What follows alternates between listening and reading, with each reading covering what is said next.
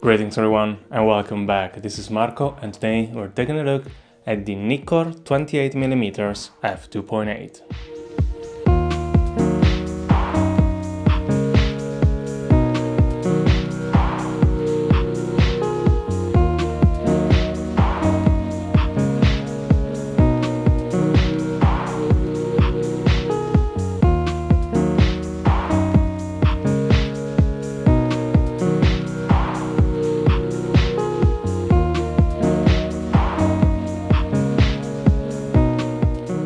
Nikkor lenses seem to have a bit of a cult following, with many people swearing by their amazing quality.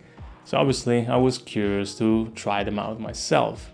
And finally, a couple months ago, I found two of them, the 28mm we are checking out today and the 50mm 1.4 we'll take a look at in a future video.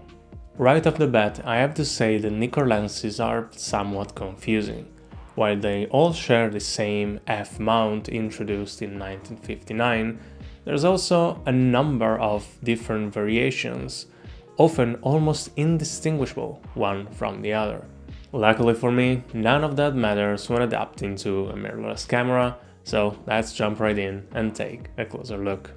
The lens is made out of metal and it weighs 220 grams.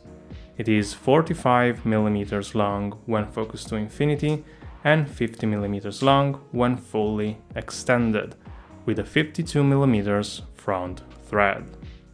The iris has 7 blades, the aperture is clicked and it goes from f2.8 to f22. The focusing ring is rubberized and it turns 180 degrees. Minimum focusing distance is 30 centimeters. Flange distance for the Nikon F mount is 46.5 millimeters. Center sharpness is great even wide open, only getting softer at the edges. By f8, some fuzziness can still be spotted on the edges of the frame. Chromatic aberration is present wide open, but it is organic and not distracting, and it is gone by f8. Colors are pleasant and a bit warm, with good contrast and saturation.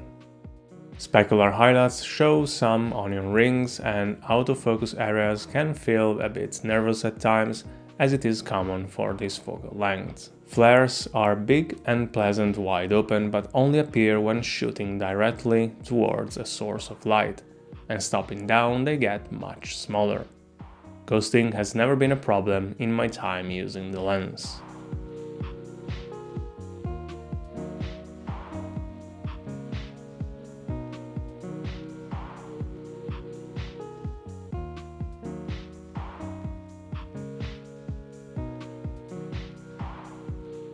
And now, let me show you some samples.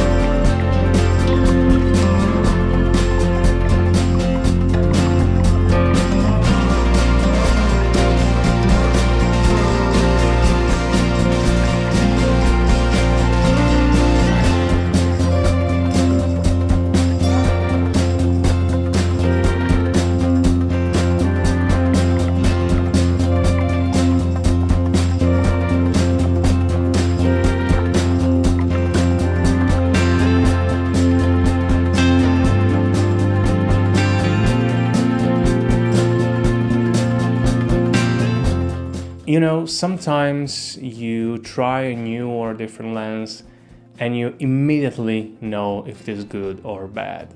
And this time, well, it only took me a couple of shots to realize that the Nikkor is good.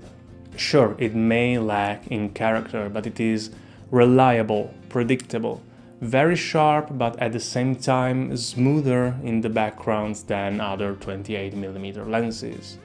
Build quality and ergonomics are also great, which means it gets my seal of approval on every aspect. Well, that is all for today. Let me know in the comments if you have any experience with Nikkor lenses, and as always, if you have any questions, feel free to leave them down below. Don't forget to leave a like and subscribe, and I will see you in the next one. Bye!